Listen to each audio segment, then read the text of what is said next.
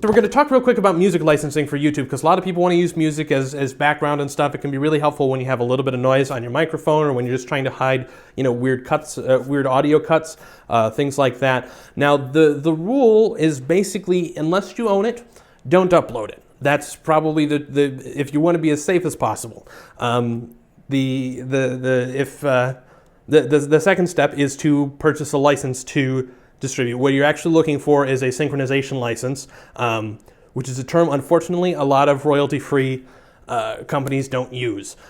If you get that, then you know that you are fine. But typically, if you search around for royalty-free music, you probably want to look at their terms, their terms and conditions, and you want to see if they are licensing for YouTube or online video or that sort of thing. But even then, if it doesn't say synchronization, you are playing a little bit with fire, though you're probably fine. If you do upload something that you don't own, which a lot of people seem to do these days, here's what happens. YouTube will likely detect it. Sometimes even if it's background music, sometimes they'll even flag stuff that isn't quite right.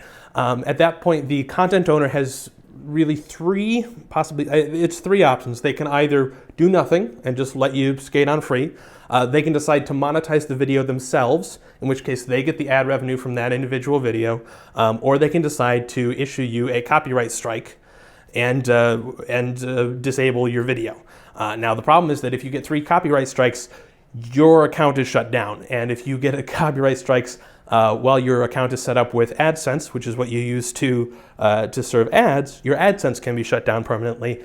And that one kind of sticks with you for life, because you are not allowed to set up a second AdSense. So you want to be very, very careful when you're choosing what sort of music you can include. If you're able to record stuff yourself, I recommend that. Otherwise, I know you can get license-free music from smartsound.com, though it can be very expensive. And if you Google around, you can find other royalty-free options that way. But the rule of thumb is, if you don't own it entirely yourself, you are accepting a little bit of a risk there. And fair use is a little bit of a different case. We'll talk about that in a future video.